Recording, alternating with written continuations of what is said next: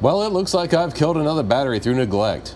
But maybe this guy can save the day. It's the smart battery charger from TowerTop. And apparently she's good for 25 amps. That's a nice little chunk. It does standard AGM, gel, deep cycle, calcium, and lithium iron phosphate. That's a lot of different battery chemistries that it can do. That's really impressive. And if you notice here, it says it'll do reconditioning and desulfation. So maybe that'll fix this battery. We're gonna find out. So here's your quick start guide. You select your charging current. You can switch between precise and standard charging mode. The precise has an 8-stage charging process for detailed maintenance. Standard mode uses a faster 4-stage charging process. There's a winter mode. I'm guessing that's just for maintaining. Well, that's kind of interesting. They have a DC power supply mode, so you can just use this thing as a power supply. That's pretty cool.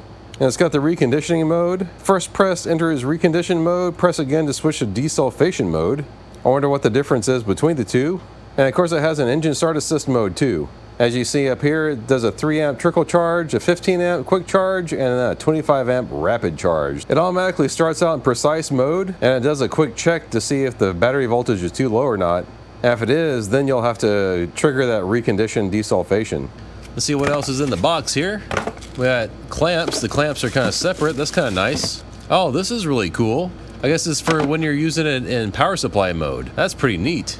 Oh, you have some ring terminals. That's cool too. And then of course the clamps. Get the thing out of his condom here. And we don't need that anymore. Take a quick look at her here. She's actually pretty compact. Based on the size of the box, I was expecting something bigger. And also pretty lightweight too. I can definitely tell that this is like a switching type power supply in here, not a transformer. This is kind of interesting. It's got a little Velcro strap on the cable here, and this is going to be like what your clamps and stuff connect to. In fact, we'll just go ahead and connect that right there. This cable is actually really long. Like, what is this? Dang, that's like 6 feet long? That's kind of crazy. Normally you don't want your battery cables to be that long. So just a 2-prong AC cable. It's no grounding. Kind of sus, but you know, whatever. You don't really need it. But yeah, let me get this thing plugged in real quick. All right, as soon as you plug it in, it powers on. You have a nice little display here, and as you can see, it can tell that its clamps aren't connected, and it's telling you to connect those clamps. So let's do that right now. Oh, and these clamps are pretty nice. They have a nice shape to them. You know, what's kind of funny is that this cable is like real long, but the clamp's actually going into this little connector here. That little short section is, yeah, a little short. Well, let's get them hooked up there. It shows the voltage right away, 12.1, and it's showing it's a 52% charged. And it defaults to the 3 amp. I'm gonna go ahead and put it up on the 25 amp, and we'll see what happens. And I'll go ahead and click start. Okay, so it walks you through its little stages here. It had a soft start, and then I kind of missed what the other one was. And now we're at the absorption stage. It tells you how many amps it's running. I can actually check that here in just a second. And I don't know if you guys can hear it, but it's got a fan running inside. I'm gonna prop it up here so I don't have to keep holding it. I'm gonna connect the little clamp meter here to see if it's actually putting out the amps that it's saying it is. Yeah, that's showing the 16.1, 16.2, and it's showing 16.2 on here too. So I'm guessing that display is pretty accurate. That's nice. I wonder at what stage it's gonna go into the higher 25 amp though.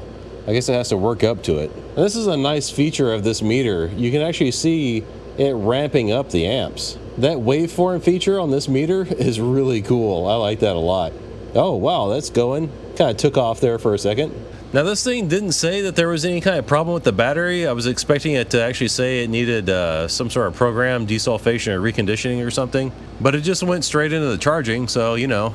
I know this battery really does need to be desulfated though, because it's been sitting unused for a really long time. So I think what I'll actually do is stop it. You just hold this guy down for a little bit and it stops. And you can see the amp meter over here, it dropped to 0. But I'm gonna hit the repair here.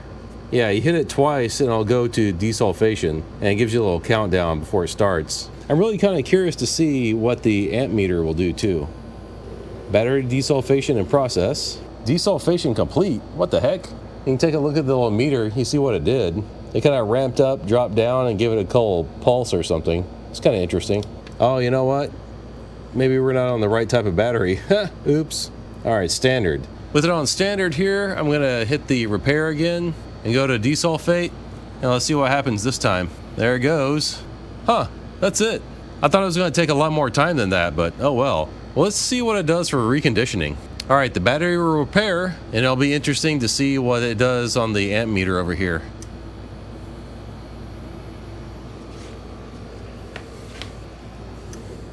Huh, that was it.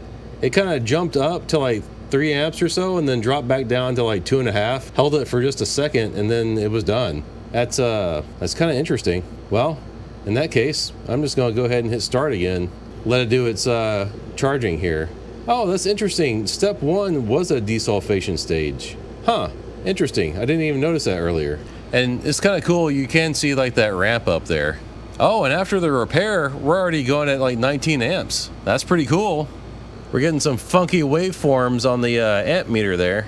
It's definitely climbing up there. It's really cool to watch this amp meter go. I love that waveform feature on this guy. And I'm going to do a full review on this Finersi DMC 100.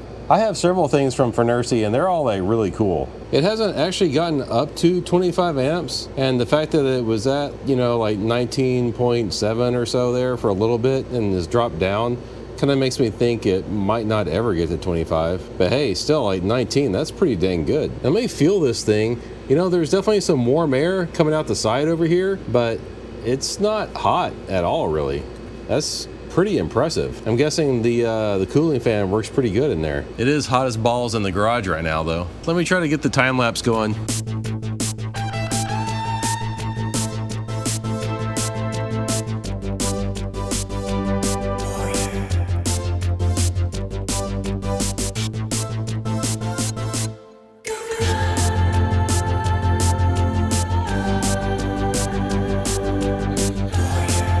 Well, it's been like 2 hours now and it's only up to 98%. And as you can see, it's dropped down to 1.2 amps. Not quite sure how much longer it's going to take to get all the way to 100%, but check out the amp meter. Like, this thing is a trooper. It's been running this entire time. Well, I'll keep this thing going for a little bit longer and come back and check on it again here in a little bit. All right, well, it looks like it turned itself off. I wonder if I can turn it back on just to see what's going on. Oh, there we go. I guess the screen just kind of goes into like a sleep mode there. But yeah, it says it's at 100%. So now let's test it with the battery tester and see what it says. All right, it's a 525. Testing. Hey, good battery. So it actually was able to recover this thing. Because I think previously the state of health was like 50%, or was it lower? I don't remember now. I'd have to go back and look. But yeah, so man, this little guy did the trick. That's a big thumbs up. So I'm liking the TowerTop here. And maybe at some point in the future, I'm gonna try out this DC power supply option too. That seems really handy for things. And of course, if you wanna get one of these for yourself, there'll be a link down in the description below. Thanks for watching.